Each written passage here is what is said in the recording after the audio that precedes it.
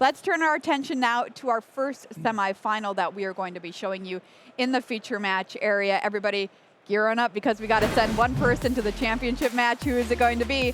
Mikko Airaksinen on Tameshi Belcher, or on Tameshi Belcher, Mikko DeBenedetto-Plummer. 2 top finishes for Mikko, 1 for DeBenedetto-Plummer. Take a look at Mikko's round by round here on his road to the top 8. Won 8 in a row to lock up his spot on the Sunday stage. Went 8-2 overall in Modern.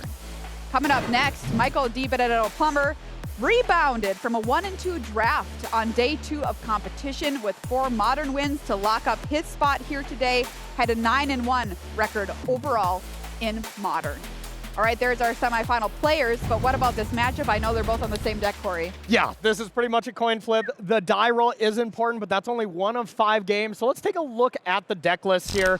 They're going to be very similar, but starting off with Mikko here, Tameshi Belcher, you know, both players are going to be trying to go as fast as possible. There's going to be spots where they just have to jam. You know, there's going to be spots where they have to play a little defensive and use force, use Flare of Denial to protect it. But there is a big card. Hope of Gearport is probably the biggest one. I know it's only a 1-of, but these little edges are really important. If you can attack with that, sacrifice it and force through your combo, that's what they're looking for. So now let's take a look at Mikko DeBenedetto-Plummer's list. And I will say Michael is 2-0 in the Belcher mirror, where Mikko did pick up a couple losses in the Swiss in the mirror match. So I guess slight advantage to Michael on that as well.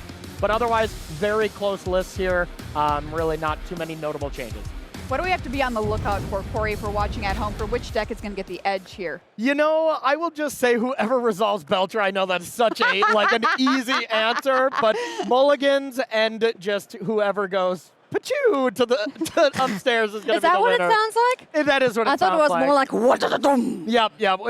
You know, historians are still trying to figure it out, but yeah. Well, we'll just have to see. We'll listen here to the stream and find out what sound the Belcher makes when it kills you. Take it away, Marshall and Paul, with our first semifinal. I was thinking a different sound coming from the Belcher, but, you know, who knows? It's an imaginary thing, and we may never know. That's Paul Chiano, I'm Marshall Cycliffe. Thank you so much for joining us for semifinal number 1, where we do have, Paul, this Belcher mirror. We saw that the Belcher players have to position themselves against potential hate while also moving their own game plan forward. How does that play out if you're in the mirror match? Yeah, I mean, it's super interesting. You're always just trying to leverage yourself, because if you tap out, if you're the first person to, for example, tap out for Charbelcher and you somehow don't manage to resolve it, then the opponent gets to basically combo you off on their turn. So there's going to be a very interesting dance here. Counter magic, all the free counters are going to be extremely important. Leveraging how much mana that you can pick up. Perhaps just going for a Belcher turn 4 might not be more important than, for example, getting a Tameshi in play. Maybe getting the Tameshi in play so you have a pile of counter spells to be able to maybe even play multiple Belchers in one turn could be pivotal in this matchup. Okay, well, we'll keep a close eye on that and everything else as we take a look at our head-to-head matchup. Mikko Airaksinen is facing down Mikko DeBenedetto-Plummer. Both of them on the same general list here, the blue Tameshi Belcher list. And they've both played it very well thus far. Really curious to see how the mirror goes. There's Mikko now, and I heard him say earlier, as we see Michael make his way to the feature match area, he said the mirror match is something, is what he said. And I guess we get to figure out what that something is as we work our way into game number 1. We'll give the players the go-ahead, and we will be underway. And Michael's hand looks quite nice here. As you can tell, there is a Lotus Bloom actually not playing it turn 1. So we're already seeing some interesting decisions here, if that really is a Lotus Bloom in his opener. Did not play it on turn 1. Meanwhile, Mikko suspending his Lotus Bloom on turn 1, so he'll be the first person to actually resolve it here. Michael does suspend it now. Of course, Michael must have a reason to do so. Michael's considered a modern expert. And Just a certainly constructed Belcher, expert, yeah. Constructed expert, and certainly a Charbelcher expert here as well. Yeah. Definitely be deferring to his choices here. And a big numbers guy too, because I approached him the other day once he locked in his top 8, and I just kind of asked him, it's like, hey, congratulations, of course, but what made you play this deck? And he says, well, I just played everything, looked at the numbers, and Belcher was by far the winningest deck, so I just chose to play that deck and mastered the deck. That is a real rare skill set to have, honestly, to be able to just do that. Right. You know, there's different types of lists that appeal to different types of players, and that flexibility is really great if you can kind of just choose which one you'd like to play. Right, absolutely. So Mikko here does have Force of Negation in hand to at least have one counter spell available for a potential combo, but because that Lotus Plume is sitting at 1, Michael can't go for a potential turn 4 kill, but does have Flare of Denial and Force of Negation. So with Michael's hand, he can hard cast Flare of Denial, doesn't have any creatures in play, and still have a Force of Negation backup if Mikko tries to go for a Goblin Charbelcher. And we see the whir of invention here from Mikko going for the double Lotus Bloom. Yeah, turn 4. And Michael not really choosing to counter this because there is another Lotus Bloom coming up next turn, and probably going to be looking to just fight the Belcher if Mikko chooses to go for it. But Mikko, if you're on Mikko's side, he's going to have access to 9 mana next turn. So Belcher is 4. Belcher is 4, and you're still going to have access to 5 mana here. And Mikko also has a Tameshi, and notably, that's not a card that you can counter With Force. with Force of Negation. So double Lotus Bloom in play now for Mikko. As he goes to his draw step, 2 copies of Charbelcher in hand. I'm curious to see how Mikko starts things off here. Do you just run out 1 Belcher, or do you just start things off with Tameshi? This is 5 mana. Okay, this is a hard cast Flare. Makes sense, because that's the only way you can actually counter it. Now, Mikko can sacrifice the other Lotus Plume and hard cast Force of Negation here. He can't cast it for free because it is his turn. But if he resolves the Tameshi, he's going to have so much mana that he can just run out the Belchers and win the game that way. So we are going to see a fight. Jwari Disruption. Oh, actually going for the Disruption here. But that is going to get immediately recountered with the Force. Right, but now there is, what, a Force of Negation in Mikko's hand. But if he does cast it, he won't have any mana left. He'll be out of mana. He needs that 1 white source. Right, and then Michael next turn will have 4 lands plus Lotus Bloom, and he's got a Charbelcher in hand. Wow, what a setup.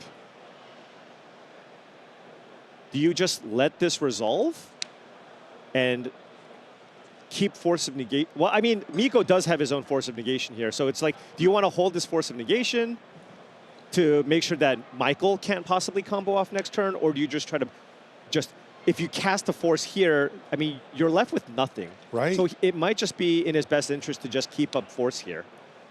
It's funny to see Mikko shake his head. And this is why Mikko said the mirror match is something. Because if you don't think you can combo off this turn, you now have to play around the fact that Michael can have the combo next turn. Michael looks pretty chill about this whole. He's like, all right. This is the way I planned this out from Yeah. the very beginning of this game. Yeah, Mikko doesn't have an untapped land here, and yet does let it resolve, recognizing that it's really important to stop the Goblin Charbelcher here. But what a blowout. That's both Lotuses in the yard. Yeah, and the Tameshi. All right, and at this point, Michael's out of counters. He's just going to go for it here, most likely. But Mikko will have the counterspell here. This is what he gained by allowing all that to happen, was protection from the other side. And that's going to work out pretty well for him, because now Michael does not have a Charbelcher, and Mikko's Charbelcher flooded. Mikko top-decked an untapped land that turn to slam the Charbelcher. That was huge. That was so big. If it was a tap land, Michael could be the person who could have Word of Invention for Belcher and then say go. Crazy. So now Michael needs to find maybe a bounce effect here, a Sink into Stupor to bounce the Goblin Charbelcher back to Mikko's hand. Nope, didn't find anything, and Mikko Airaksinen picks up game 1. That key inflection point of deciding to leave up that counter really did pay off, even though it was a tough pill to swallow from Mikko's perspective. 3 key permanents hitting the graveyard that turn with nothing to show for it for Mikko. But he still said, I need to keep my guard up because if I fight over this, and even if I win, I could just lose on Michael's turn. And that's exactly what would have happened, by the way. Yeah, that untapped land off the top Crazy. was so good because there's only 12 There's not in the that deck. many, yeah. Right. You see the Lotus Bloom here for Michael to start it off, and also for Mikko. Michael with a 2-mana creature here, a delayed Lotus Bloom, but can play out the Thundertrap Trainer and actually choosing not to play it here. Wow. The trainer? The Thundertrap Trainer, right? Maybe trying to play around a Stern Scolding. Interesting. Yeah, Michael's already done 2 things that I would guess 99% of people playing this deck would do. You play this deck, you play your 2-mana creature. That's just something you do. Turn 1 on the play, you suspend your Lotus Bloom, and Michael hasn't done either when we've seen both games 1 and 2. And it's interesting too because it's not like he has anything else to do here. Right.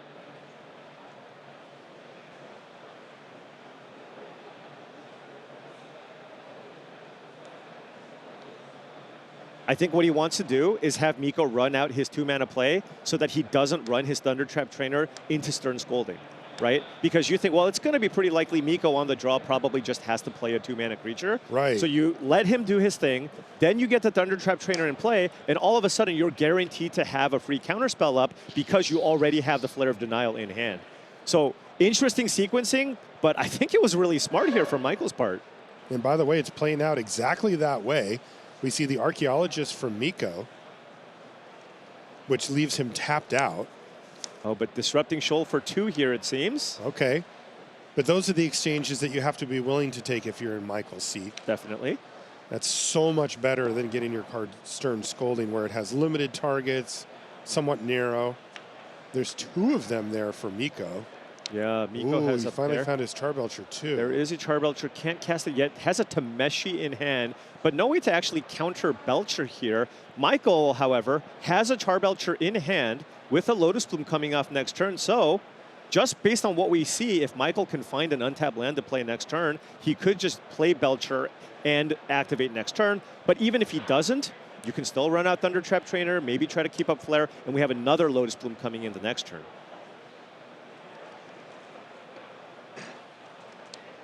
Let's see if he can find that untapped mana. Yeah, because if Mikko did before. Because if he goes for it with the untapped land here, if he goes for it, he will just win the game. It's a is that another Lotus Bloom? It was another Lotus Bloom, so I don't know if this is even that much worse, though.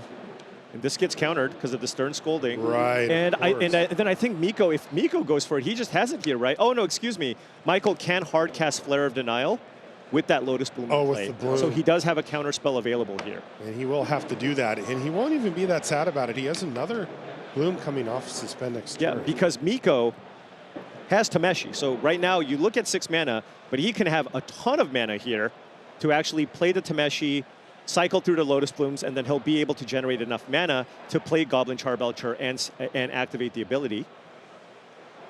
But not through a Flare of Denial. So far in this matchup, it's just been canceled. Yeah? But good enough. Good enough. And it looks like Mikko is considering just running out a trainer here to maybe find just a counterspell, thinking it's pretty likely that Michael probably has either a Force of Negation or a Flare of Denial to hardcast out of his hand. He's going to start off by sacking the Lotus Bloom. All right, so that means he will be going for the Tameshi here. And if you're on Michael's side, I think you just have to go for the Flare on the Tameshi. Oh, no, it's not. Okay. Oh, interesting. And Michael says, that's fine. Oh, because he started off with the trainer. Right. But he has left himself 2 white and 2 mana. So he can still Tameshi and bring back the bloom. Precisely. So if Mikko can maybe find another counter of some sort to fight Michael on one counter, so let's say you find a Flare of Denial, that might just seal the deal. Right.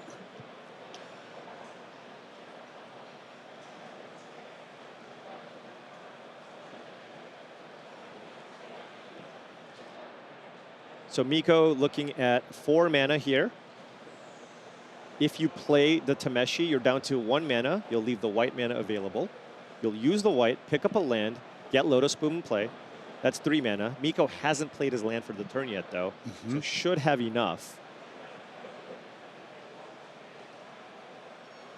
Yeah, and then with the Lotus Bloom in play, get it back again. Yeah. However much mana you think you can have, it's more than that. It's more than that. Right. It's really impressive combo. Yeah, Mikko considering everything here. It's like, okay, what if Michael can stop me this turn? Can I find something to stop him on his turn? And disrupting Shoal. Is that one of the ways that he can fight? I don't know. guess it depends on what else he has in Yeah, his because I'm not sure how many other resources Mikko had. We know for sure he has a Tameshi and a Belcher. 1 white left. There's Tameshi. Sorry? 2 cards in hand besides this.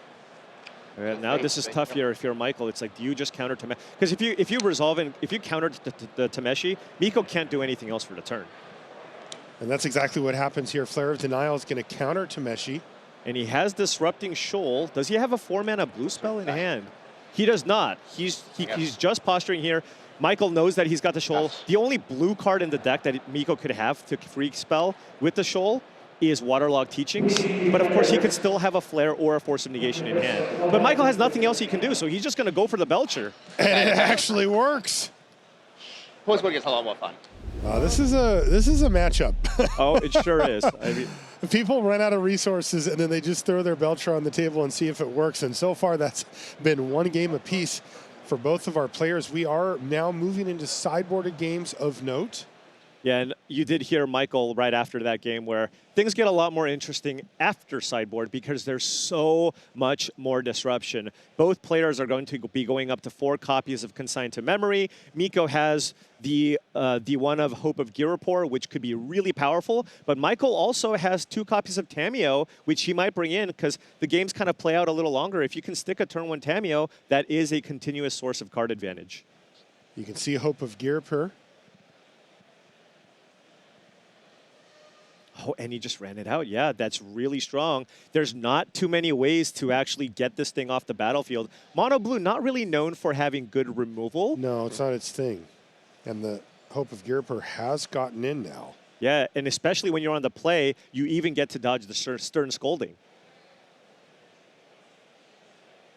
Life totals are falling quickly, but it's actually just because of the mana base. Okay. And you can see Michael just Like- says, how about a whir? All right, we're just going to go for the word. Doesn't have the Belcher in hand just yet, but just going to try to set up some mana here. And now if you're a Mikko side, you go, do I want to counter it? He only has the 1 hand disruption spell. Lot to consider here.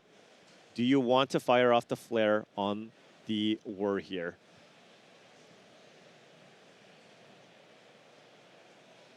I guess if you 100% want to counter it, you can sack the Hope in response and then cast your counter spell, but I do not think that's what Mikko wants to do. He is thinking about it.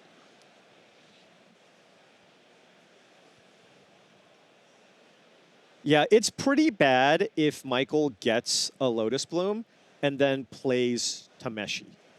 Right? I think that's the really, really big concern here for Mikko. Get a ton of mana. Now, we know that Michael currently doesn't have anything. But of course, Mikko has to consider all the different possibilities here, which makes this matchup so difficult.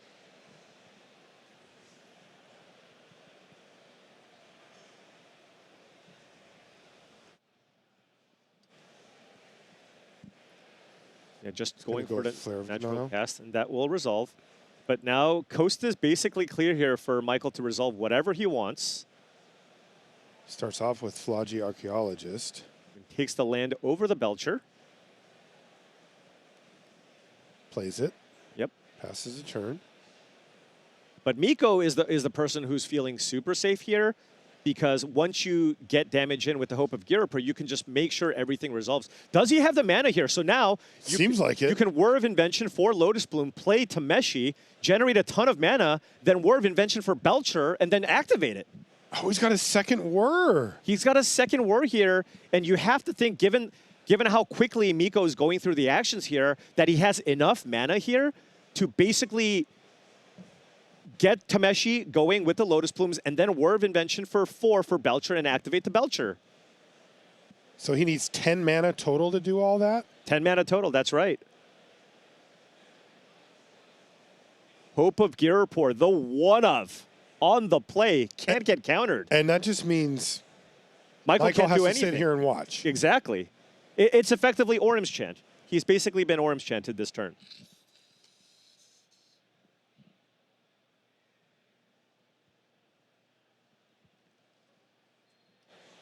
Mikko just going through the numbers here. Lots Lotus and lots Bloom of for mana. white. Pick up a land, get it back. Now you have 5 mana. Pick up a land. Or no. You don't want to lose 2 mana.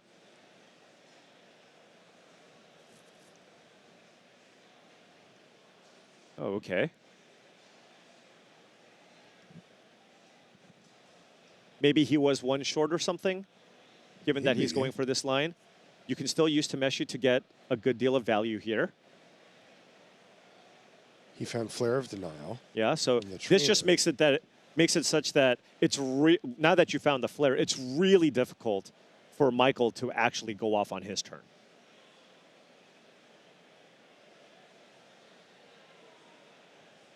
Okay, there's Archaeologist does. a see- Belcher and a Tezzeret. And it has still 1 white mana, so you can pick up another land and just get the Lotus Bloom in play if he wants. Because right now I don't see any blue-white lands where you can just naturally do it with the blue-white tap land.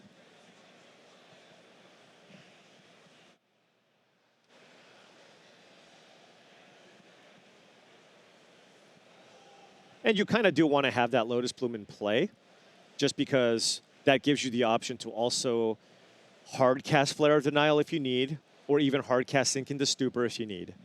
Yeah, we saw that exact thing from Michael earlier. Yeah, so really choosing between Belcher here or Tezzeret. Going for the Tezzeret here, it seems. Have to pick up another land for this ability, though. So down to 1 land, though.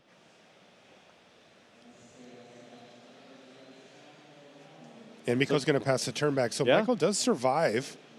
Does survive, but Mikko is the one with the Lotus Bloom Tameshi combo in play with a handful of counters. Michael's going to keep plugging away with another Archaeologist. Oh, definitely taking hello. Force of Negation.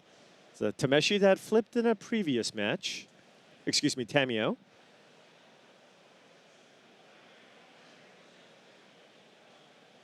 I guess life totals could potentially end up mattering here, given that Michael is at 14 and there is a Tameshi in play.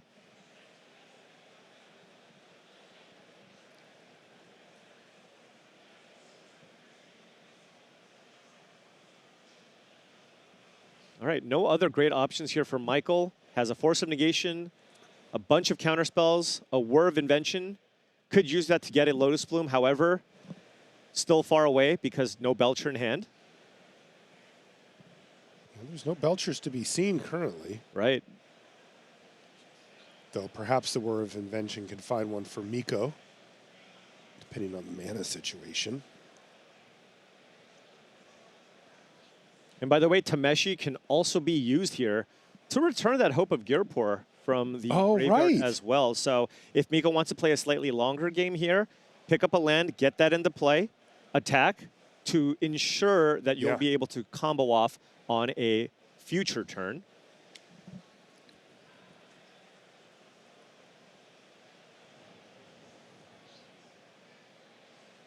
But Hope of Girapur does need to connect. So you need to get it. You can't just attack with Tameshi. Got a full-on counterfight here.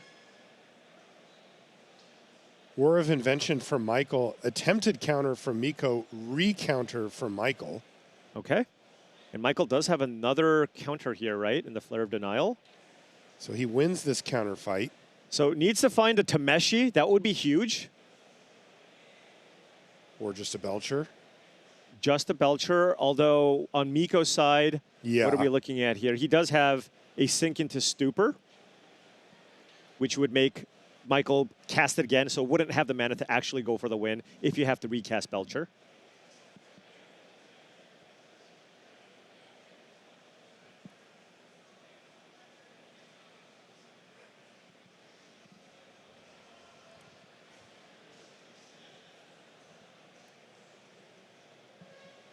So Mikko with lots of mana available here, but does he feel good enough to go for it here? Temeshi's been on the battlefield for a few turns. Right. Usually the game doesn't last this long. Yeah. And I think Mikko wants to continue developing his mana too. Could maybe go for... Looks like he could potentially go for a Tezzeret, or maybe you just pass and you go end of turn War of Invention for 4. Right. If that gets countered, maybe then you go for the Tezzeret. Yeah, Nope. all roads lead to Belcher. Right. Okay, bring back Lotus Bloom. Oh, and there's a Belcher in the graveyard, right? So you can just Yes. bring that onto the battlefield that way as well. But it looks like generating a ton of mana here first. Mikko is going for it here. Get Belcher back. Yeah, he didn't have the... Yeah, and Is now that enough? Michael just wants to see the sideboard plan. Wow. That's it. That so is enough. is game number 3 going to Mikko. And he is just letting Michael take a quick look. Yeah, but no big surprises here. You already kind of know what's coming in. I think it's more important to figure out what Mikko boarded out. You know all the counter spells are coming in, so it's just like, all right, what do I need? How many Lotus Blooms did you keep in? Those Right. are all really important things to be mindful of. Game 4 incoming in our Belcher mirror here in semifinal 1. Can be a little bit difficult to follow along with combo decks, but this one is fairly simple as far as combo decks go. Right. And both players very, very aware of the different types of counter spells they could be holding based on the mana that they have available. And again, that's why it's so important. When you resolve Tameshi, it's just so hard to interact with the Tameshi once it's in play because all the counter spells just don't do anything anymore, especially if you just find a way to flip and put the Belcher in the graveyard. Michael's on the play here on 6 cards versus Mikko on also 6. And he went for an Archaeologist, but it got stern scolding. Oh, and naturally drew the hope of Girapur there it is again. again. No Lotus Bloom here to go with that Tameshi in hand, though. But does have a Philology Archaeologist that could potentially mill a Lotus Bloom. Strict Serenade, mentioned before, counters lots of things. Does also counter artifacts. So it could be also a very nice thing to either counter a Lotus Bloom or a Goblin Charbelcher. There's the hope of Girapur getting in the red. So it's going to be ready to go. And an Archaeologist now for Mikko. Getting serenaded here, as it can counter creatures as well. And now Mikko deciding whether or not he wants the Flusterstorm to resolve the Archaeologist. 3 cards in hand here for Michael. Yeah, thinking about what can Michael do next turn? Well, we do know that Michael could, not in hand, but if you're on Mikko's side, Michael could go land number 4, Belcher go, right? And currently, but the thing is, currently Mikko can't interact with that anyways, right? You can't Disrupting Shoal the Belcher based on what you have in your hand, so perhaps could just go for the Flusterstorm here just to try to find some action here with the Archaeologist. He really wants to mill a Lotus Bloom because then that would be very, very strong with the Tameshi in hand. You can see Mikko struggling with this decision, and one thing that comes up when you look at these decks is that, and when you look at how these play out, that is that it is often the case that you have to decide whether you're going for it or not, or if your opponent can go for it or not, and you have to be really decisive. You can't go in the middle with this deck. It's not like you can say, well, I'll just hope my opponent doesn't have it. Like, you need to either make your move and say, I can live with the result of this didn't work and you and Belcher kill me, or I'm not. Yeah, but keep in mind, too, I mean, Serenade is not a free counterspell, right? You still get a 2/2 bird out of the deal, and Michael's at 10 life now. Both of them, look, it's 10 to 11. Right, but Mikko is the attacks. side that has 3 power of evasive creatures in play, so he's the one who's currently winning the race, which means Mikko can, if he has enough counter magic in hand, he can be the one just kind of saying, hey, I'm going to force you to do something here. I'm going to keep attacking you. Yeah. This is where even just tempo plays, keeping your opponent off of their plan temporarily, can add up in Mikko's favor. Oh, and looks like he's going to sack the Hope here. In response, a War of Invention.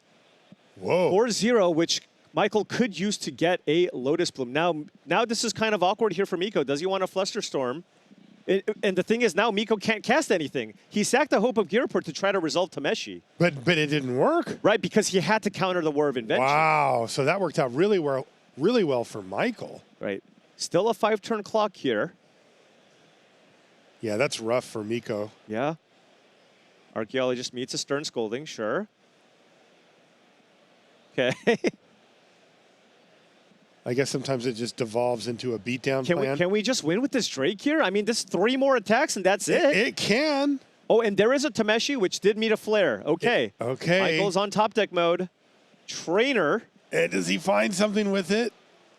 It's a War of Invention, which you can use to get a Lotus Bloom, and then if he top decks a Belcher, and it looks like he's going to go for it main phase so he doesn't run into a Flusterstorm or a Mystical Dispute.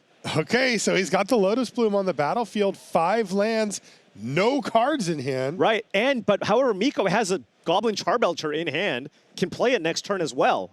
And so then turn the tables right back on Michael? Right, but if Michael top decks a Charbelcher, he just wins as well. Oh, actually, Michael does have a card in hand. He's got 1 Flare of the Night. Oh, he does have a Flare, so the Flare would work here if Mikko just goes for the Charbelcher, but actually Michael's passes. at 4. 2 more he doesn't attacks. Go for it.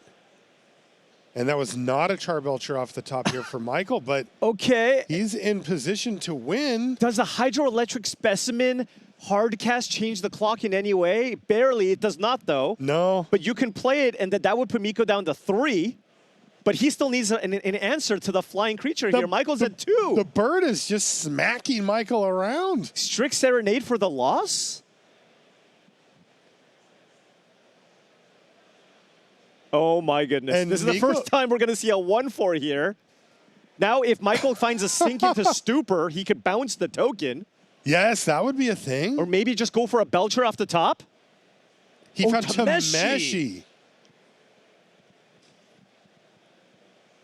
What does that do here, though, from Mikko's He perspective? can at least draw a card here, and one of the lands is a Seagate Restoration. I believe so, right? One of these, the one on the left looks like it might be. Okay. Not entirely sure, though. What does Mikko have? Can he counter this in any way? He cannot Disrupting Shoal for 3. He can cast Strict Serenade, however. But the awkward part is, if you cast Strict Serenade, that gives Michael a 2/2 flyer to block with. It's another one. It could just be a bird fight here. It's like, I want to counter this, but I don't want to give you the flyer. Oh, this is brutal. And you can see Mikko talking about it. He is going to do it, though. Look at He said, I had the win in the air, but I'd rather not lose right now. Yeah, So I'll go for Strict Serenade. It's like, if Thank Tameshi you. resolves, I think I'm losing this game. So I guess I have to give you the bird. That's hilarious. It's so great to see these players also having fun with this as well. There is the flare, though. There is the flare. There is the flare, and putting the Lotus Bloom in the graveyard, not a bad plan when you're trying to resolve a Tameshi. All right, here we go now. So now what can he do? Well, he's going to have effectively infinite mana this turn. He's going to have double-digit mana. Right. He's drawing a card off that first trigger off the Tameshi, which lets him dig as well. So he has a lot of opportunity here. What can he draw? Was that a War of Invention? Yes, it was. So can he make enough mana? Oh, this is... easily, right? This is also really interesting, Marshall. What do you see? A War of Invention for 4. Yeah. What's the mana value on that? 7. What does Mikko have No in hand? way. That's a Does he have Disrupting Seagate? Shoal with a Seagate Restoration in hand. Can you overpay for War of Invention? Search your library for an artifact with converted mana cost X or less. So, I mean, if you have the mana and you can play around it, that would be wild if Michael goes for a War of Invention for 5 to play around and can still a just shoal get for 7. the Charbelcher with it. Mikko sitting back in his chair and watching the show. We're assuming that the amount of mana is not an issue for Michael. I mean, 7. He's picking up all of his mana here. Right? All of his lands, I mean. And has he played a land for the turn yet? He can't play, well, he can't play an untapped land as he's at 2 life. Right. So he has 7 mana with a Lotus Bloom here. And he had not played a land yet. Okay. So that's 4 more mana. This is he 10 gets. mana Plus, plus 4 more, yes. right? If you pick up a land and get the Lotus Moon play. So that's 14 mana. War of Invention for 5 is 8 mana. Yes. So that's 6 mana 9, left. 10, 11, 12. And you still have 6 mana left to activate the Charbelcher. But he would have to play around. If he goes for a sure. War for 4, it would be devastating. Let's see what he does. Right, 3 white. What's that? Right, 3 white. Or 2. No, yeah, I was Michael that also one. And has I a stacked it, but Michael also has a Sink into Stupor in hand that he could didn't cast. recount this. So I think Michael might have it here, but we'll see. I do remember you had 7. You started with They're 3, just 4. going over exactly You how have 4 much, lands in play, right? how much mana Michael At the had end of the there, turn, just to you make started- sure you started that they with have it 4, right? exactly And then you correct. Put another one in And that's play why the after? judge I is being started from called. 5. And Okay. his hand card was flare, and he drew damage, so he didn't play a land for it. Yeah. All right, so And you, it's you used extremely it for damage. relevant Yeah. right now. Because Definitely. Michael is on the verge. And you had Michael this is on the play, verge here of. Right. So that- I mean, he was literally going to die to that 2/2 token until he found out Tameshi. And now we're looking at a spot where you went from basically no resources. Remember, all those lands you played, those are spells too. And when you have access to all that mana, you have just the entire world at your disposal. Right. So, I mean, once you get that combo going, you have the Sink into Stupor backup. We counted, right? He has probably 14 mana. Yeah. So if you War of Invention for 5, you have 6 left, right? And then you, if there's a Disrupting Shoal, you can even pay 3 mana to cast Sink into Stupor on the Disrupting Shoal, meaning that you're probably unlikely to have, you know, another Disrupting Shoal if you need. But if you, again, as long as Michael casts War of Invention for 5, I think he's going to win that game. Let's head back down. It looks like everything was correct with the mana here. So judge call coming over just to confirm, but they did in fact confirm that everything was right. So let's see what Michael does with all of this.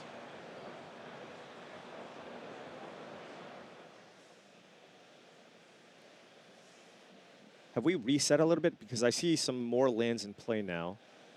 I think it's still just that one land that's actually in play. Though that's his hand. Yeah. Got it. What is he casting War for? He did cast it for 4. No way. He did cast it for 4. He must have, right? It He just had won't to show. have. He had to have. How much mana does Michael have? Does he have enough to cast Sink into Stupor to go for it here? Is Michael realizing that he should have overword here right now? It's possible. Oh, he's got his hands on his Oh forehead. my goodness. He looks. So there's 3 blue, but there's still a Lotus Bloom in play, right? There does seem to be. So that's still 6 mana. So you can play if And- if he has a Sink into Stupor in hand, you can, because part of casting Disrupting Shoal, you have to exile a card from your hand. So if you Sink into Stupor, the Disrupting Shoal, Mikko probably doesn't have another 7-drop. Okay, he saw it. He just hit the bird and attacked. Oh, He sunk the bird. he sunk the bird. I mean, this, I guess, also works. Is this? But now he's just going to go Charbelcher Right. and then just die to the attack. Right? So Wow. Michael does find What a a way game. to finish that game, although it was through combat. Yeah, yeah. This is a bizarre mirror match. Yeah, that was absolutely insane. It really looked like Mikko was going to get it, but now Mikko's on a mold of 5. Oh, Mikko Oh, on man. 5 on our Game 5 decider. And this does seem to be attrition-y. Like, people are throwing a lot of counters, a lot of free stuff around. Ooh, By there's the hope. way, casting that hydroelectric spawn, Was that the difference? I mean, that cut the clock at least, right? Because if Wow. Mikko was at 6, he played it, put him down to 3, then to 0. You see the archaeologist here for Michael. Turn 1, Hope of Girapur again. Can Mikko find a way to win here with just a trigger from Hope of Girapur, resolve the Charbelcher, maybe with a counterspell backup?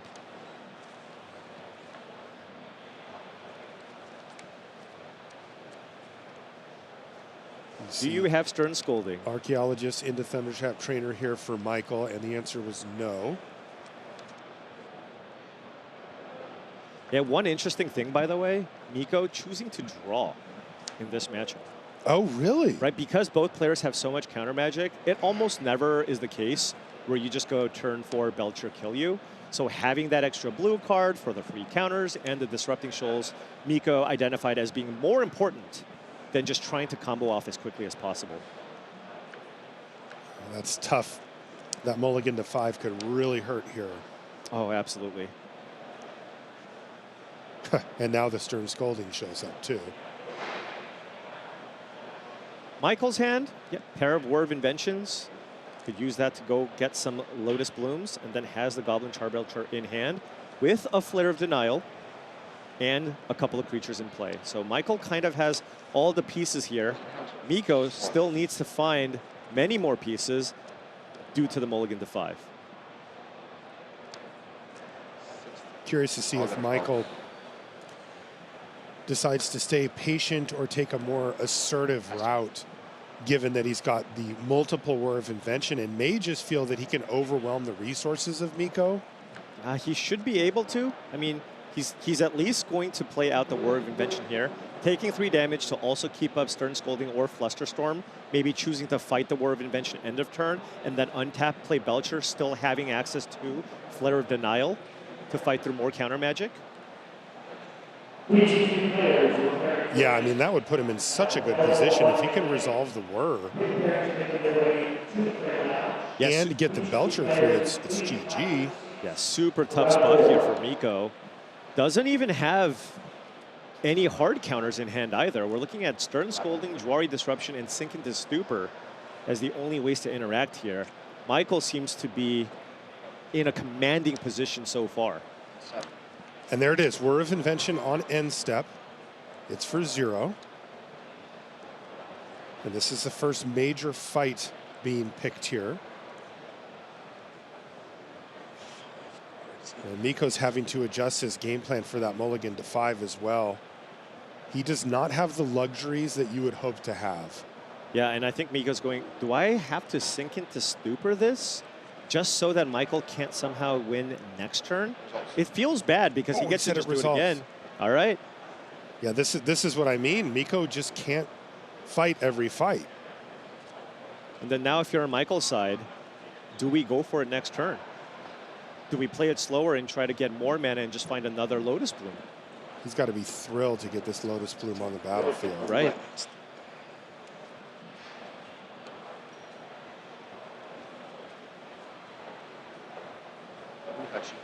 Yeah, wouldn't be surprised if Michael maybe waits one more turn, get another Lotus Bloom in play, and then all of a sudden you have access to 10 mana to try to fight a counter war. That lets you play Belcher, because Belcher activates 7 mana.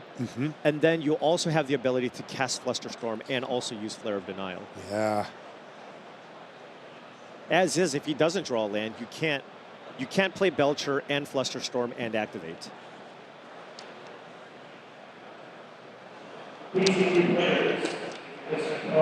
Mikko also considering, should I use Sink into Stupor to bounce Lotus Bloom?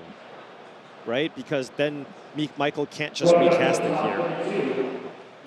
But that's also kind of a sign of weakness, right? If you see that Mikko's in the tank to do something like that, if you're on Michael's side, you're like, okay, how proactive can I be now if that's what he has? Because if you confidently just pass with 3 mana up, it's much harder for Michael to just go for it. Mikko in a very difficult position, and you can see him shaking his head.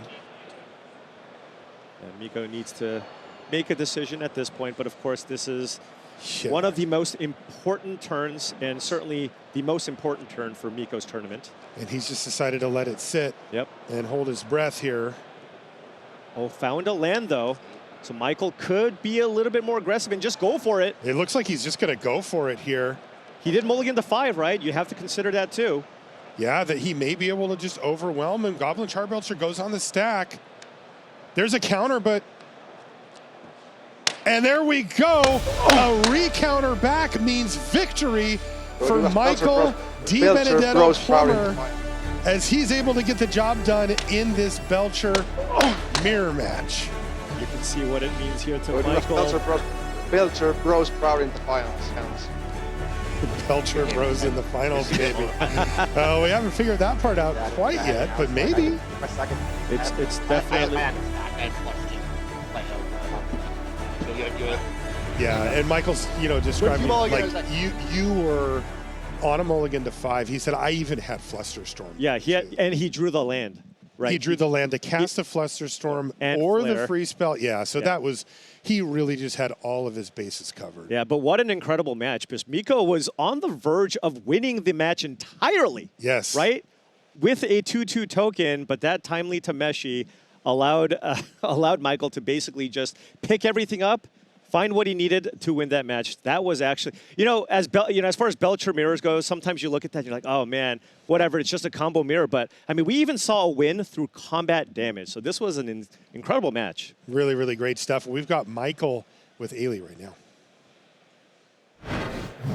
Hey, Michael, guess what? You're in the final of Broadsword Edge of Eternities. That's so cool. Congratulations. How are you feeling right now?